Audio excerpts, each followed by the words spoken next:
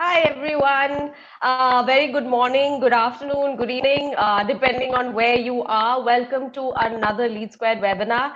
I am Shibani Roy and I do marketing at Lead Squared. So today we are discussing the law of attraction, how to get more students to notice you. That's essentially what the topic is. And we have two experts on our panel who are going to walk us through it, along with Kiran from Lead Squared. So the main discussion points for today's session would be how to build a seamless end-to-end enrollment journey, the impact, methods, frequency of really communicating with students. We would also touch upon technology and the role that it plays. And of course, understanding data and insights and how that can help you essentially do your job better. So I have two expert guests with us who are here to share all of their insights about the topic. I have Neelam, who is the digital transformation and BD advisor at Booker Kids. She's also the e-learning advisor and channel manager at APAC Classera Incorporation. I also have Jennifer Lowe. She is the chief digital officer learning and customer experience at BAC Education Group. And finally, I have Kiran Madhav, who is the country manager of Singapore and Malaysia at Lead Square.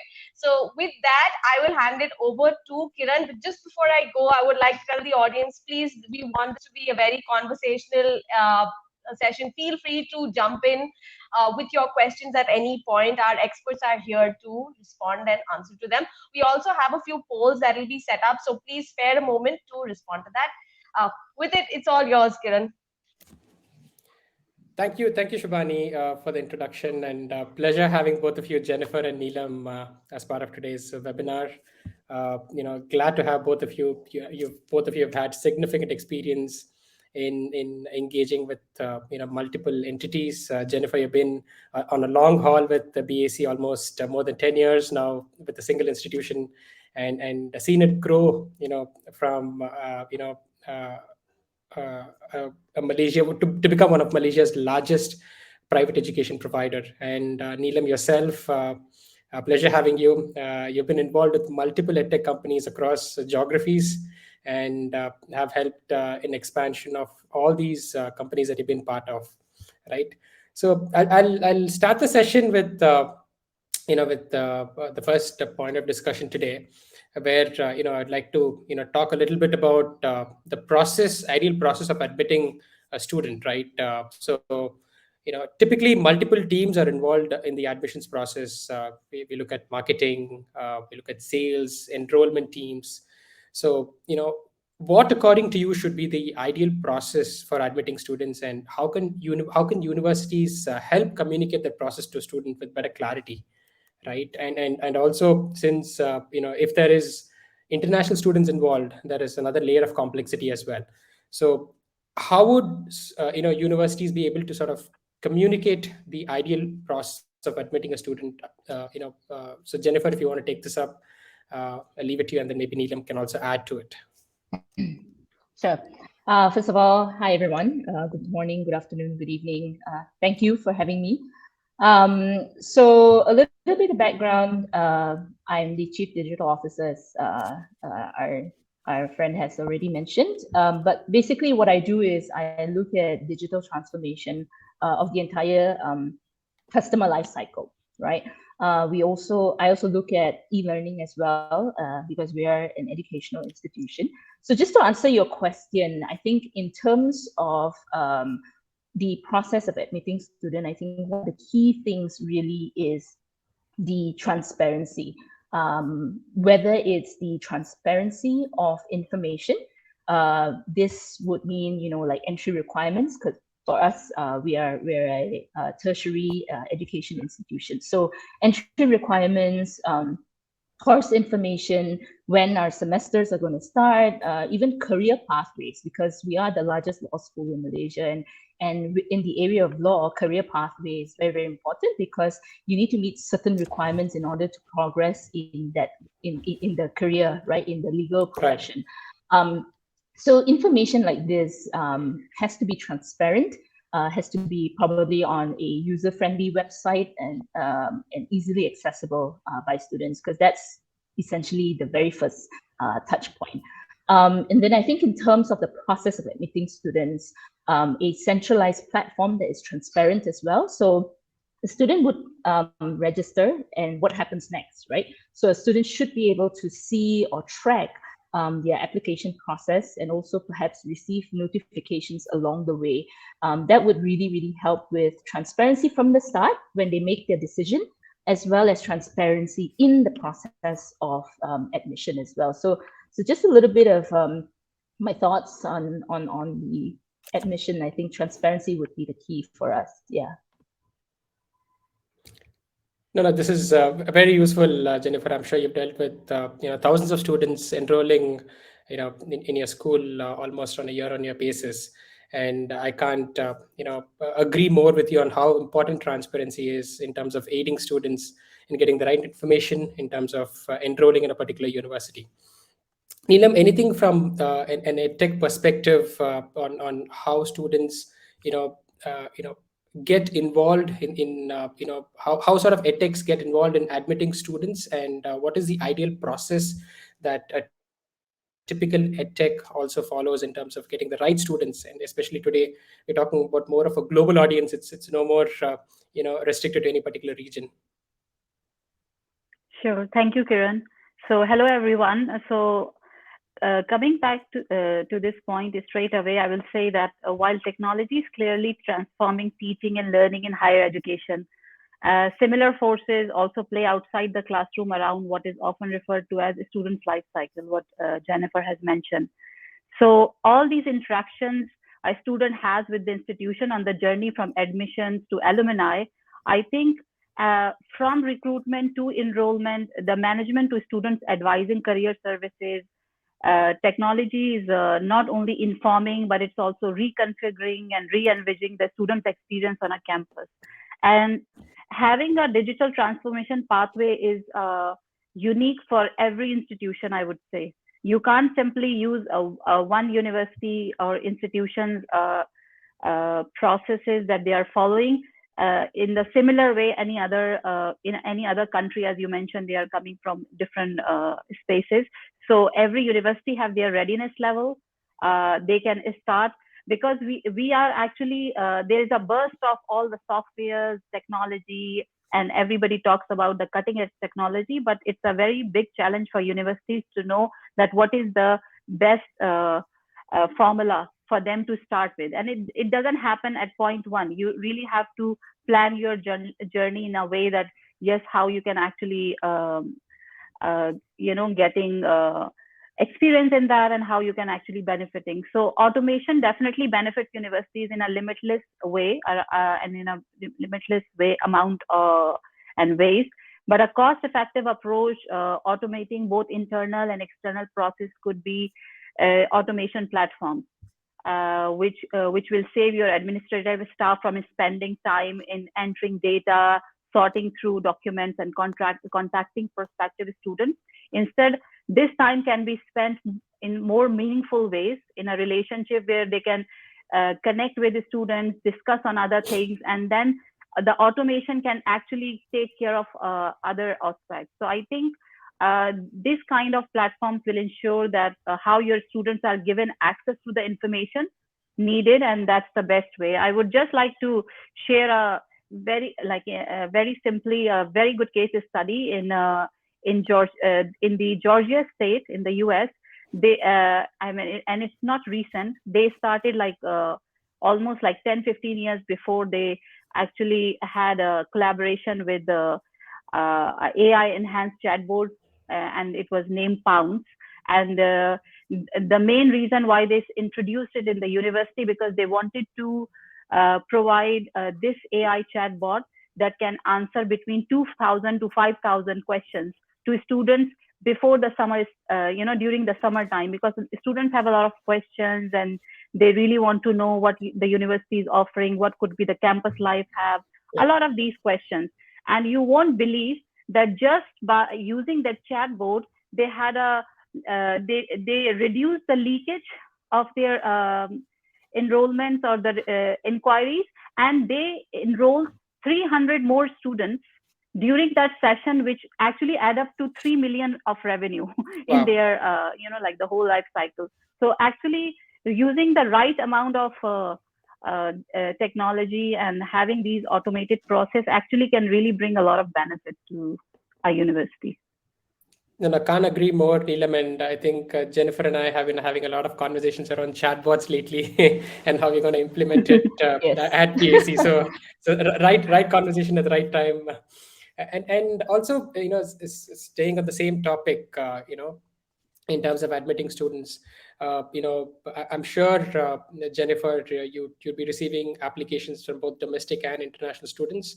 And how do you manage drop-off journeys, right? How do you manage drop-offs, how do you manage drop-offs of these students while they sort of fill in the applications? Is there a challenge in terms of where students fill in the application form partially, and then they sort of drop off after that, and is it difficult to revisit those students again, and how do you manage that currently? Yep. I think just to answer your question, I think automation plays a very, very big role in closing Right. and converting from prospect to a student, right? Right. I think in today's day and age, I think data is so important. Data is Correct. essentially money right now. So having systems that supports the processes is very, very important, because as what Neelam has mentioned, operational wise, it becomes a lot more efficient. But I think ultimately having that data and those systems can lead to better decision making as well. And also follow-ups with your prospects. I think having that data to know, say, 30% or 20% or whatever that number is, right, of prospects that come into your website or spoke to any of your counselors, if you have that data of the percentage, you're at a better position to make more sound decision. And with that data, you can then know who exactly are these people and actually retarget them and restart a conversation with them. And honestly, that's something that we do a lot, right? We're looking into using various systems, CRMs, right, to target our prospects, leading them into a funnel, and then from there, looking at all the data that we have, how many of them are really engaged, how many of them have, probably signed up with other institutions as well, and we can enhance our marketing efforts based on those data that we have, right? We won't be spending millions and millions of dollars on people who, have already outrightly spoken that they are not interested anymore. So that helps to enhance your marketing efforts, but it also helps to target those who are really interested and really spending that money and time and effort into the right people that you want to convert as your prospective customers. Yeah, so just to answer your question, that is one of the ways that we do that. But the other way is also working with agents and partners, right? Especially for the global market, because where we are at right now, we have a very strong presence locally in Malaysia, but we are targeting to the global audience as well. And so with that, we work a lot with our agents who are based in all these various locations, mainly because I think ultimately customers still want that connection, right, with the organization and even with the agents and the counselors. So they would oftentimes prefer, spending on tertiary education is not like buying vegetables in a supermarket, right? It's not like a few dollars, right? It's quite a huge investment. And so that personal touch is very, very important. And so we recognize that, and we have agents located in various locations that we work very closely with in terms of educating them about our products. What are the requirements? Again, going back to my earlier point on transparency, working with them closely, and then them working closely with our prospects as well. So I think both online technology plays a very important role, especially in enhancing the efficiency of all our efforts. But I think that human touch still needs to be there. And with that, the human touch can also be done via, tech platforms like, omni-channel platforms and things like that, meeting customers where they're at, right? I mean, now we have customers on Facebook, on Instagram, on TikTok, on your website, in education fair, virtual fairs and things like that. So how do we meet them where they're at, right? If they're on Facebook, Right. they reach out to us to ensure that it doesn't get leaked out into the abyss, and we don't contact them after that, right? So having that system Correct. to manage all those inquiries and leakages is very, very important. Yeah. Now, this is very interesting, Jennifer, and since you mentioned the topic of how third party agents can aid in enrollments, especially for international students. I'd also like to sort of add on to that by saying a lot of times platforms and the technologies are restricted to usage within organizations, but not to external third parties, right? And I'm sure you would agree with me in saying that most, or if not all, of the agents that you work with, right, typically are not provided the same kind of tools that the university or the colleges use internally, right? That's something that we've identified as a gap recently, and we're trying to sort of solve that with Lead Square. Now, moving on, today if you see, courses are offered at the click of a button. Traditional education is disappearing. And just wanted to ask both of you, what are the process and techniques involved in acquiring a student, through online and offline channel for both from both a university as well as an edtech perspective. Neela, maybe you can take this because you worked with multiple edtech companies, and your perspective in this would be very interesting. And then we can leave it for Jennifer to add on. Yes, thank you, Kiran. So, as you know that when we are talking about local students, it's very easy for them to just go to the campus and have a sense of the environment, faculty, and maybe the administrative staff. But when it comes to international students, it's really hard to actually give them a good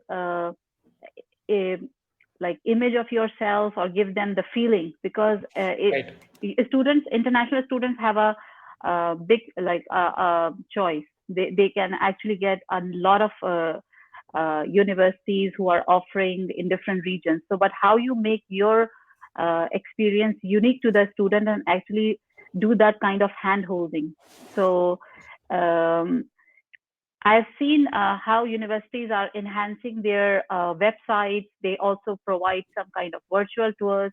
But having said that, when we are dealing with these millennials and with Gen Z, they have a different way of communication. And this is the, you can say, communication using technology. So if we automate things, actually we start talking the same language they understand. So this really helps them. They won't understand the campus life and other things until they are physically, at the campus. But this enrollment and inquiry, and how you're actually making it's not only because some students also need some kind of help in terms of getting the right course or right field that they can enter, and how it can actually brings value in their future plans. So I think this really helps if you use these kind of tools during the enrollment process, how the admission officer is giving them all that opportunity. Even having a mobile app can really make a lot of difference, because it can minimize and it can make the communication more efficient. So then you stand out from other institutions who are not using it, as I said. Right. This is very interesting perspective, Neelam. And Jennifer, from your perspective, what are the common challenges that universities face while going digital? What I've seen by being in the market for the last year, I've seen a lot of large institutions still using the very traditional mode of engagement, using paper pencils and excels to manage enrollments of thousands and thousands of students. But what are the challenges in terms that universities face while going digital, and how do you overcome them? I think in terms of challenges, we need to have a balance between a physical, like a more personal touch, right? So the traditional, what we would call like the traditional counseling, meeting up with the students, bringing them on a physical tour, and things like that will still have to stay. Because I think ultimately we have to look at who exactly are our audience. I think even for us in BAC, our audience is huge because our target audience could be the Gen Zs, right? They could be on social media. They would be, you know, on websites and things like that. They are more inclined to search on Google and things like that. So our presence on digital platforms are important to meet those audiences, which is the Gen Zs. But at the same time, we also offer postgraduate studies, right? So that audience is very different from the Gen Zs, right? We are now talking about then, you know, putting ourselves on LinkedIn because, you know, it's a postgraduate study, right? Chances are these people are working adults, so we need to meet them in LinkedIn, right? Maybe we need to put ads on LinkedIn. And then also at the same time, don't forget that the Gen Zs, the audience that we're trying to appeal to is actually their parents as well. And so how do we meet them where they're at? So I think ultimately there needs to be a fine balance and a mix of the traditional methods, which might appeal to working adults, which might appeal to, you know, Gen Z's parents, right? But at the same time, absorbing and embracing technology to enhance and make all our processes a lot more efficient is equally important. And also meeting the Gen Zs where they're at, which is using technology, right? So I think it all boils down to who exactly, I think even for the audience who are in this webinar, right? Ask yourself, who exactly are you targeting? Who exactly is your audience? And really find them and meet them where they're at. And when we talk about our own students who are already admitted into our programs, like what Neelam has mentioned, technology is very, very important because today we offer online delivery programs as well, right? So things like mobile apps for students, learning management systems, college management systems needs to be available and made available to all our students so that, you know, they don't get lost and they have all the information that they need really in their fingertips. Yeah. No, this is very interesting, Jennifer, and thanks for that. And you know, BAC has made rapid strides in attracting global audience, right? And I see that you have a lot of affiliate universities that you partner with, mainly across the UK, if I'm not wrong. You know, how do you attract a global audience? Is it through industry partnerships, and what are the techniques used by, you know, universities and colleges like BAC to attract a global audience, and how do you sort of communicate your value add to your audience, be it parents or students? Right. So in terms of international partners, we have UK partner universities. We recognize that that's very important because of the university branding and that affiliation with those universities. I think it also comes back to, again, my point earlier, the audience, right? They are looking for universities or colleges that have partnerships with UK universities and even universities in the US or even in Australia and things like that. So understanding your audience and what they demand is very, very important. So we do work a lot with our UK university partners. In terms of targeting students, we work a lot with international agents as well, as I mentioned earlier, because they are closest to our customers. This is very interesting. And Neelam, from your perspective, since you know, you help startups in their GTM, right, and you primarily target a global market, how have you you know, how have you seen success in attracting a global audience for the companies that you consult, and be it Classera or Booker? Okay, I think one of the most important thing a company should keep in mind that when they are expanding and when they are going global in the sense, you have to standardize and you have to make a uniform image. So when we as Jennifer said, that they involve a lot of agents.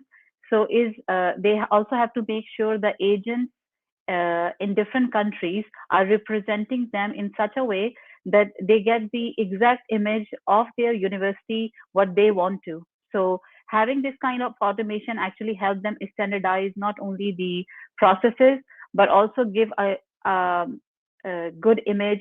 I always use the example of McDonald's. That's my favorite, because if you look at it, you would know that a McDonald's experience in Malaysia or in New Zealand or in India would be kind of the same, because they standardize processes and like the other things. So if companies or institutions work in with this mindset and they plan carefully, I think it would really lead to this kind of because it's not only about expanding, but at the same time you have to make sure that you optimize productivity. And it is very important in this context that institutions have a complete admissions platform, for example, even if they are using it through the agents or other partners. So it's if you have a proper acquisition of such students, then application tracking, and then students' journey tracking, performance and enrollment, a lot of things are there where you really need some kind of scoring that helps you understand the quality of like people who are coming and how you're actually the conversion rates and everything. So this is how we also gauge, but it really depends.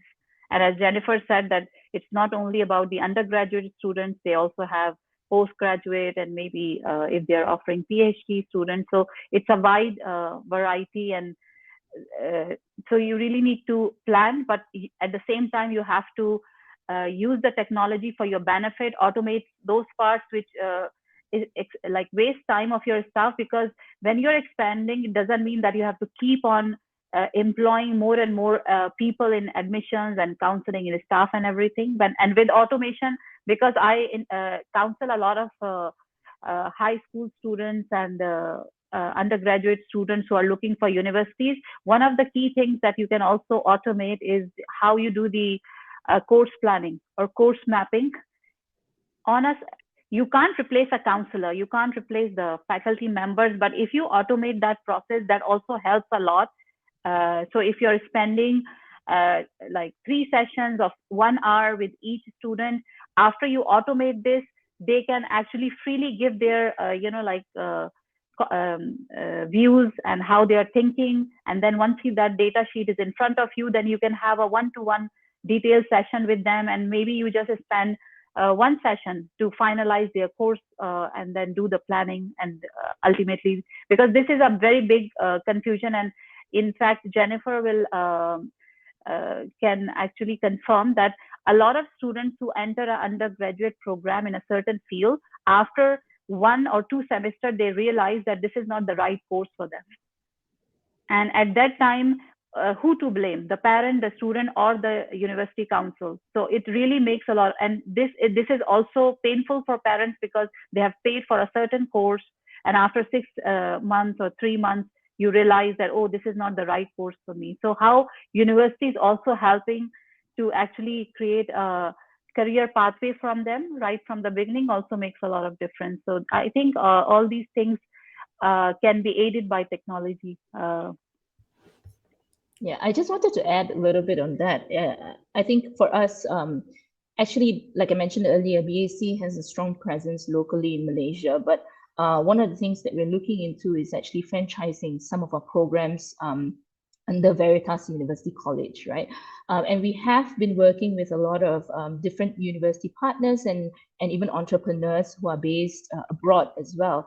And one of the most important and key factor, I think, is how technology plays a role in helping us to scale, right? Having the right systems, having the right processes alongside with these systems is very, very important. And in our case, one of our, well, what I would call like a modus operandi is basically we have created what we would call a university in a box, right? So essentially, what we are selling is this box that includes all these systems, all these supporting operations, and the people who are based in Malaysia who can support a global expansion. And I think ultimately, for the audience who are in this webinar, is there a way that you can somewhat package your entire operations so that you are ready to scale, especially when you're talking about scaling abroad? Technology plays a very, very important role, and ensuring with technology the compliance, and also the I guess whatever processes that has been put in place, that people actually follow the application of those processes as well. Yeah, and monitoring. Yeah. This is interesting, Jennifer. And Neelam, you mentioned saying, standardization of processes. So while you standardize a lot of processes, when you expand globally, how do you ensure you deliver a personalized experience, right? While onboarding a student, that's also very important, because every student would like to be dealt with in a very different way, and again, there is a layer of complexity when you have a domestic versus an international student. uh, and what are the touch points, for onboarding students and in the student acquisition journey, if you can just throw some light on that. Okay. So we are certain some kind of uniform work distribution, and how we can actually have a paperless admission process for these student journeys. But in Right. the companies, we won't say student, maybe we are talking about clients, like that's a more universal word I would use. Correct. So these the automation and the platforms that are really designed for these kind of activities can actually provide customized portals, and where the users can have a uniform journey. I think this is the basis, because you have to plan once carefully, and then you just try to use it, because these clients or students can have a profile, they have a, maybe they have DIY application forms that make it easy, and then when automated workflows are in there, then you can also embed, as you, I think you have some kind of document verification, scheduling, other things, and then sometimes these platforms, I think you also have some assessment platforms integrations. I think that also helps a lot. And because it's on the international scale, you can have those payment gateways and other token system that can have that, and also have some kind of advanced analytics, I would say, I think. And this is how you really bring a uniform journey for students from coming from different countries. And because these are now, I would say these are more like global processes. Everybody uses Amazon services and Microsoft and other things. So I think they are familiar with these kind of processes even as a user. So why not, when we use it in e-commerce, why don't we use it in education? It's I think they understand it better, because this is what they use on a daily basis. So it doesn't make it a difficult journey for them. In fact, they understand, oh, if this information or enrollment or admission journey is so easy for me, then they can envision that, okay, how the life on the campus would be. And not all the students are taking the on-campus courses, but sometimes even are taking online, because we in our for example, in Classera, we are using hybrid learning platforms and blended learning platforms. We look at it from the user perspective, that how we can make it user friendly, and how we can actually automate in such a way that it's really compelling them to finish the course and be involved while they are not physically on campus, for example. So I think you really have to understand the audience, and then you can plan it. No, that's a good So point, Neelam. I think Yeah, I think the kind of application process reflects more on what the campus experience would be, right? And that's how important it is for colleges to plan the enrollment and application process. So Jennifer, and from your perspective, when you're onboarding thousands of students, how do you manage to give a very personalized experience in terms of student onboarding? Yeah, so I think in terms of student onboarding, like for us, we offer various of programs, right? I think it's like tens and hundred of programs, right? So across all our institutions, because we have we have Veritas, IACT, Reliance, and a lot of other areas of study that we offer as well. So in terms of personalization, some of our programs are run in a way that students get to decide what classes they will be taking, right? So yes, of course, we would have like the core courses that you will need to take. Say, for example, if you're in a business program, then you're required to take strategic management and project management and all that kind of stuff, right? But there are also elective classes that the students will have to take, right? So we actually have what we would call the college management system, whereby students can then enroll in courses that they are interested in, right? And the moment that they are enrolled, then of course everything that comes after that, whether it's the timetable or their classes that they are enrolled in the learning management system, everything gets automated and the student gets a personalized experience. I think the other thing is also when it comes to the day-to-day, right? How do we personalize that customer experience for our students? Because we don't only talk about a personalized experience at the beginning, but also I think a huge part of their time with us is as a customer, right? As a student. And that really matters as well in order to, for us to make them stick, meaning they continue their postgrad with us or they continue their PhD with us and things like that. That experience is going to speak a lot more in terms of keeping this customer for the long term. And so when we talk about like the day-to-day operations or the day-to-day learning for the students, again, we meet the customers where they're at, right? Our audience currently, a lot of Gen Zs, right? They like that freedom, right? They like the freedom to be able to come into class when they like, and then they leave when they like, and they might study at 3 in the morning while everybody else is asleep, right? So it really depends, and they want that freedom, and we recognize that. And so what we do is we meet them where they're at.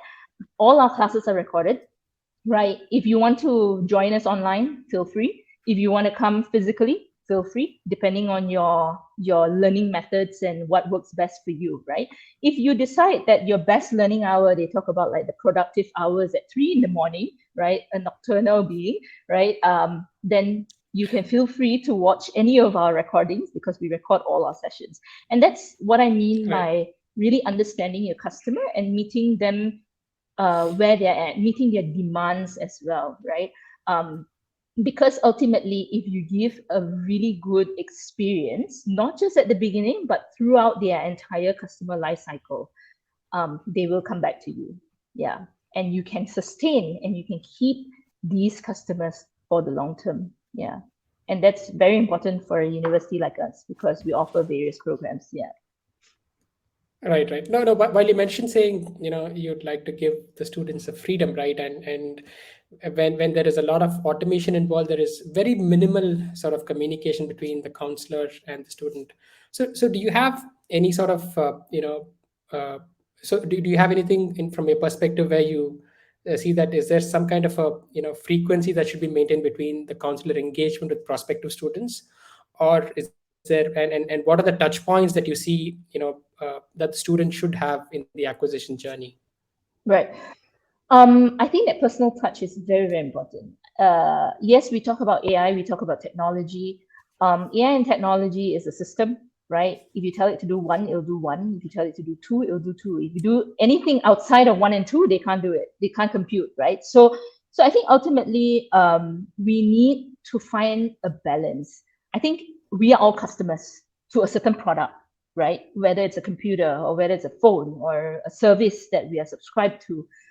When I go to a website and I have an issue, right, I can go to an FAQ on the website to find answers and things like that. So I think technology can replace that, right? We need to use technology in a very smart way and ensure that we have a right balance between technology and giving a personal touch.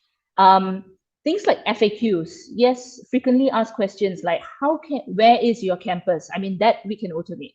But when it comes to things that are more personal and is more unique to specific users, as a customer, I'm a customer of, say, Netflix, for example, right? I want to ensure that if I have a problem, I want to be speaking to a real person as well, right? So that touch point of talk to an agent is very, very important at the very first touch point itself. Because I'm a customer, I don't want to be talking to a robot and going in circles and circles and circles just to find an answer. So I think we have to be smart when we're using technology.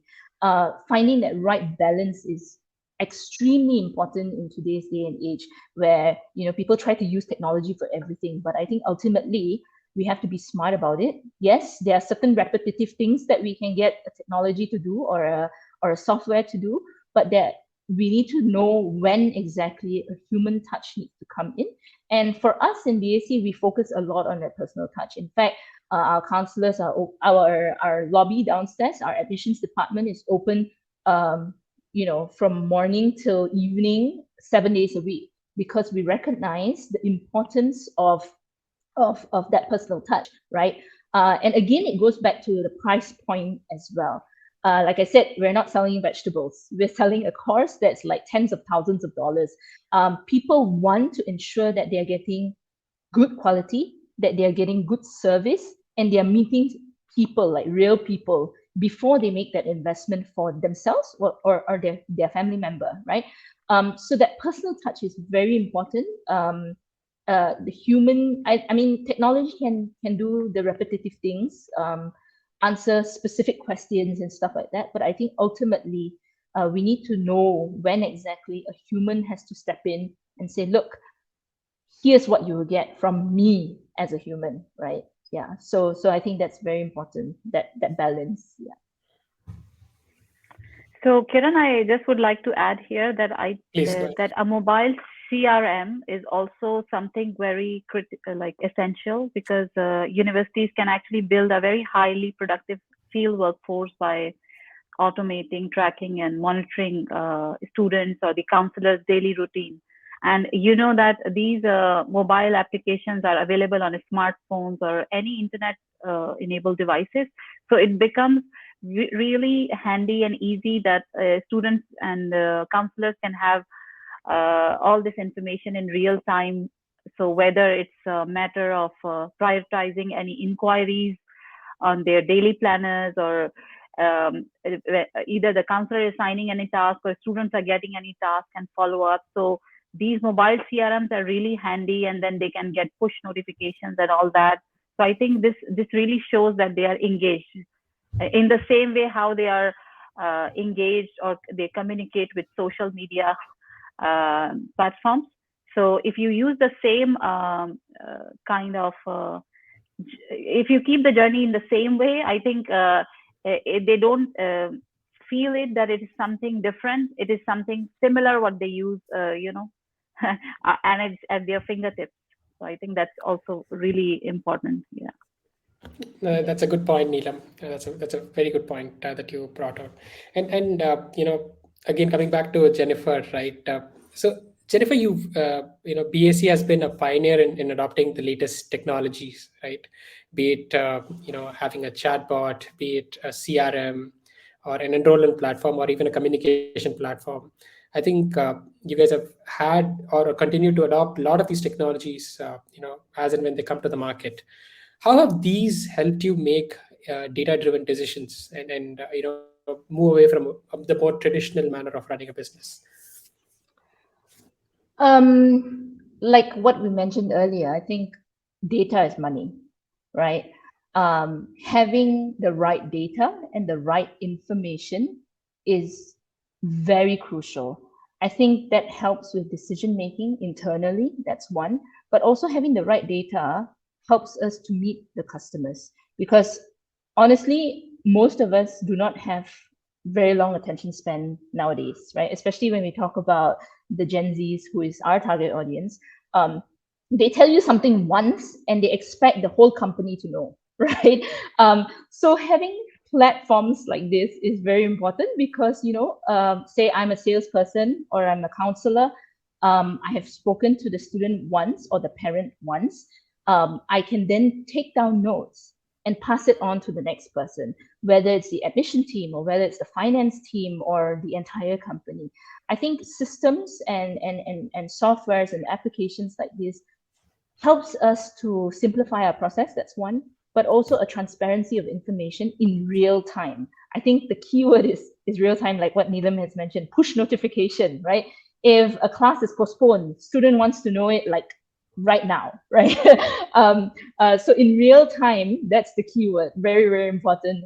And in order for us to do that, honestly, humans can't do that. We need to use or start adopting a lot of these systems and softwares. Like in our case, we have CRM where our counselors would track all the leads and they would follow up with leads and assign leads to their team members and stuff like that. We have, of course, with that, a lot of reporting for us to make sound decision making. And then the whole admission process is centralized, whereby whether it's finance or registrar team is also onboarded into the same platform, and there's a transparency between the parent, the student, the registrar, the finance team, and the faculty as well, right? So the entire process needs to be transparent. And then when we talk about the teaching and learning aspect of the student's journey, transparency in the student's assessment, right? Transparency in the materials that's given out to students. So we use a learning management system for that. And again, time is money. So to be able to access whether it's a PowerPoint or even a note that my lecturer, flashed up on class this morning, has to be on the system. And giving those information, whether it's their statement of account, their financial statements, or even materials that they use in class, their timetable and things like that, giving it to them in real time at their fingertips is extremely crucial in today's time and day and age. Yeah. Neelam, So you brought in actually, this is a yeah. yeah, No, please go ahead. this Please is go a ahead. very Please go good point, and I would like our audience to think about it. That all stakeholders should think as data is money, but are they managing the data well with their current systems? I mean, because the more sophisticated we become, I think we can apply this data across the student's experience. So getting data and then managing it in such a way that it can actually optimize the results. And actually, it is very crucial to any institution's goals and what they are actually achieving with this data. That's the very important part that like we should think about, because it's the institutional asset. So how you are using this asset for your benefit to grow and to perform better, and how to enhance the productivity. I think this is a really important thing. No, and Neelam, you even mentioned during the start of the session of empirical evidence of Georgia Tech using chatbots and the system of engagements to increase the revenue multifold, right? Almost $3 million of revenue brought in, by these Yeah, by adopting these technologies. exactly. So Yeah. and then that was really what I read in the case study that really helped them understand that just one initiative and using just this part has helped them well. So they actually created a full digital transformation a pathway for themselves. And it's not only about, because every university, every institution have a certain capacity, and they don't really want to go beyond that. But at the end of the day, how they can actually go up higher in the ladder of ranking as an international institution, as a global institution, that also makes a lot of difference. Yeah. No, correct, Neelam. This is very interesting. I think we've covered pretty much what we have for the day.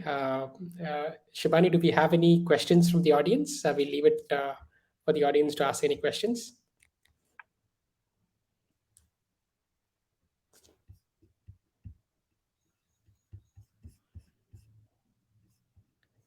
Do we have any questions? So sorry. I was No just trying problem. to jump on and the screen froze. So we did have a section in the registration form asking people to put in Right. their questions for the speakers. So I have those questions. Unfortunately, I don't know the name of the person right now. So the first question is, what strategies or techniques do you suggest to maintain an engaging atmosphere throughout the day for a one-day program? How can we ensure that students not only attend the current course, but also come back for future topics or courses? If anybody would like to take a stab at that. Okay, so that's where the power of data comes in, right? Like for us, we get students coming in for their pre-university program. Then we upsell them into our degree program, and then we upsell them into our postgraduate program, and we upsell them to our professional certification program. So, so that's where data is very, very important. And I think for us, we have various areas of study, right? We have things in law, business, culinary, even, right? So, like a typical student who is doing a law degree with us might sign up for a short course in culinary, and we can use that data to upsell or cross-sell a culinary program, maybe a diploma to this particular student because there is that interest or this person has already shown that interest. And going back to my point, I think at the end of the day, we are getting a lot of data, but like what Neelam has mentioned earlier, how are we managing it? How are we using it to turn, or rather to upsell some of the products that we are selling, and how are we using that information to cross-sell and to keep this customer for as long as we can? Because honestly, the cost of acquisition of a student, a fresh student, is so much more. You're talking about like 10 times more than if you were to sell to an existing customer. So I think that's something that it is an awakening point, I think, for a lot of business owners, right? The cost of acquisition is a lot higher, and what can you do with your existing customer, and what can you do with the experience of the existing customer so that they have such an exceptional experience with you that they will come back or they will tell people about you. Yeah. Okay. Thank you. Thank you, Yeah. Jennifer. Yeah, Neelam. I was just saying that during the pandemic, the landscape has changed, even in higher education and professional development. The gig community is expanding, and students don't have the threshold of going to a university program for 3 to 4 years, and there is a high dropout rate as well. Because although I fully advocate that micro credentials are important, but it doesn't mean that eliminating 3-year, 4-year university programs, but just going for short-term professional development courses to get a job or something can actually replace it. But I think it's very important for institutions to also think about it, that bringing some kind of experiential learning for students for a short-term or a long-term program is also very helpful, that you connect them with the industry. And universities offer internships, graduate programs, and even they have certain programs where universities invite companies to come and meet their students and let them know that how they can be job ready, for example. So I think these initiatives by universities will also bring a lot of value, and students and parents would think holistically that it's not only about completing a certification, because universities don't just give you courses and information and skills, but they also transform your personality and give you all those social elements that bring real difference to your personality. So I think that, and having said that, even this automation and the technology using the AI can actually have some kind of adaptive learning features, and then you can really identify the personality traits also. So I think the right blend is very important, but we really have to think in a holistic manner that, okay, why a student, spend 4 years in a university? Why the family or he or she himself spend a lot of money and time and interest to these? Ultimately, they have to go into the industry and then really make a difference in the society or business do that. I think we have to keep that also in mind when we are creating these. Yeah. I think I just want to add a little bit on the micro-credential points. I think a lot of universities, yes, we offer, say, like a law degree. It's very focused on law. But I think as we grow and as we try to meet the demands of the industry, right? And as we try to meet the demands of not just the parent, but also the student, right? Because even when we talk about dropout rates in colleges or universities, there's many contributing factors, right? And that's where I want to bring in the point about micro-credential. Yes, you are a law degree student, for example, or you are a business degree student. But what we do in BAC is we also offer students with access to a lot of different platforms, like e-learning platforms like Coursera and Skillshare and LinkedIn Learning and stuff like that, so that they can earn different credentials outside of their area of study. So I can be a law degree student, but I'm also doing project management with Google. I'm also doing software development with IBM, or I'm also doing, digital marketing with Meta, and I'm doing all these little certifications as I'm completing my law degree for 3 years with BAC, for example, right? So that's very important, that diversity of knowledge. What we are essentially trying to do is we're trying to create a polymath, because I think today's demand in the industry is no longer about a law degree who only knows law. That's not going to work. We're going to need a lawyer who knows a lot of other things as well, right? How to manage a project, how to run a business, and a lot of other stuff. So, and with technology playing such an important role, you need to know a little bit of coding even, right? Or you need to know how a website works and things like that. So micro-credentials is becoming even more important. And that's where, one-day courses and training programs play a very important role in today's day and age. Yeah. Okay, That's thank you. true. Neelam, I think your video has been disabled because of internet. So feel free to just refresh your screen. I'll just quickly move on to the next question that has come in. How to effectively harness digital marketing for higher hit or admission rates? Jennifer, if you want to take that up first. For what? Sorry, I didn't really get Okay, the how to effectively harness digital marketing for higher hit or admission rates? Right.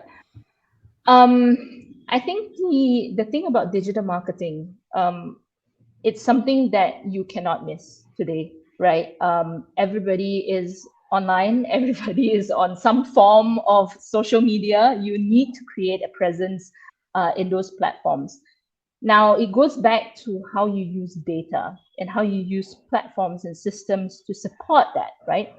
Because a lot of times, I think it's, I read an article somewhere before, right? A lot of companies adopt these practices being, I put an ad on Facebook, I put an ad on various, on TikTok and whatnot, right? But what do they do with that information after that is the key selling point, I think, for a business, right? Because ultimately, yeah, a lot of businesses put up ads, but what do they do after that? The follow-up is not there, right? They don't have a system to help them funnel all those leads into one place so that the team can take it on, right? So I think business owners or even, people in senior management and stuff like that need to understand how we can leverage on systems, platforms, technology, software in order to help these processes, which would require tens of thousands of hours for a human to do. Now we have technology that can help us to funnel all leads, then convert them into customers. Yeah, I hope that answers the question. Yeah, but if not, put it in the chat. Yeah, whoever's asked it, unfortunately, I don't know your name, but feel free to put more any add-ons to the chat. I'll continue with and move on to the next question. Besides good facilities and above average passing rates, what are some other factors to highlight to attract more students? So besides good facilities and above average passing rates, what are some of the other factors that can help attract more students? Also, I will probably add the next question because it's similar. And the question is how to attract more learners to enroll in our online course without spending money. Okay, I'll take the second one. How do we attract learners to More learners, yeah. Yeah, for online courses, it really depends on what online course. So if you have a title of your course, you can put it in the chat. But in Malaysia, we actually have the Human Resource Development Fund, right? So what we do with a lot of our professional certification programs, we charge it to the company, right? So if you are actually offering professional certification programs, then this would work, right? Whereby we get the company to sign up, and the company can then reimburse through a levy with the Human Resource Department of Malaysia. So that's one way that is technically free. The end customer, who is the learner, do not need to pay for it because the company sort of pays for it through the levy, which is somewhat funded by the government. Yeah, so that's one. The second, regarding the first question, besides facilities and passing rate, how do we attract more customers? So one of the things that has really worked for us is the concept of micro-credentials, right? That really speaks a lot because oftentimes we have a parent who wants the student to be a lawyer, right? But the student wants to be a content creator, for example. So two very different focus, right? So what we do is then we say, look, we can meet you in between, right? Yes, you can do a law degree, but we also upskill you in other areas as well. And we actually do it in a way that is embedded as part of the course, meaning to say a student who is doing his or her law degree with us will need to complete a certification via Coursera or whatever in project management with Google, for example, or digital marketing with Meta and stuff like that. So that has really worked for us. And I think the next thing that I want to say is exceptional customer service, right?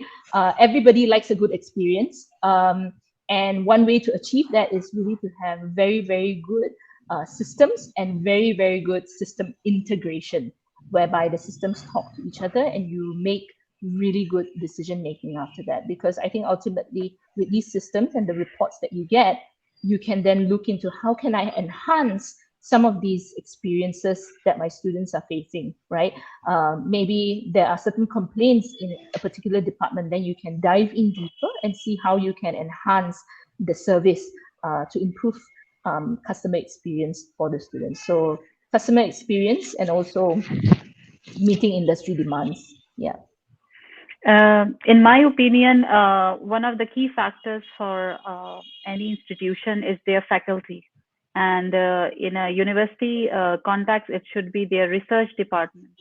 So the higher the quality of the faculty and the research department, I think that really brings a lot of value. And then by word of mouth, through students, through faculty, I mean, people would know.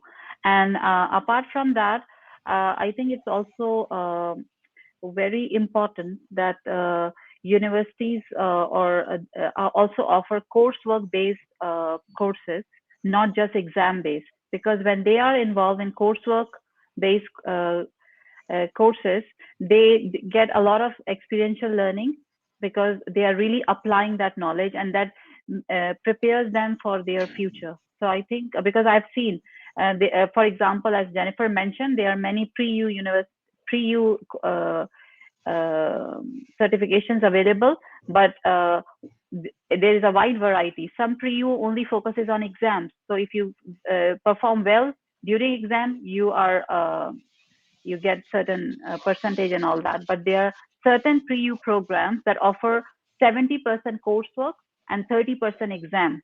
That really makes the students ready for the university or their corporate life also. So it's the methodology, I would say it's really important how you operate. Yeah, the quality of your faculty, the quality of your program, and how you assess the students. I think ultimately, today no longer are people working in factories where they do certain things and they repeat that every single day. No, we need to do a lot of project management. We need to do a lot of decision making, and that requires a lot of soft skills.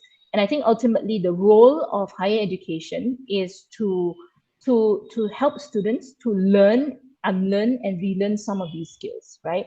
So that they can adapt to the demands of the industry. No longer am I going to work one day and just regurgitating whatever I've learned from A to Z. No, what I'm doing essentially is combining those information and making a decision or proposing something to my management or my boss and things like that. So I think for us as well, we have moved away from exam-based. I'm not saying that exam-based is not a thing anymore. No, it's still needed today. But I think there needs to be a balance between project-based learning, working on projects, working as a group even, and then there needs to be that balance with assessments where they sit for an exam and stuff like that. Yeah. Awesome. Thank you so much. I think we're a little out of time now, so I'll probably conclude the session here. If you all have any closing remarks or final tips for the audience, probably I'll let you go and continue with that before Kiran ends the show.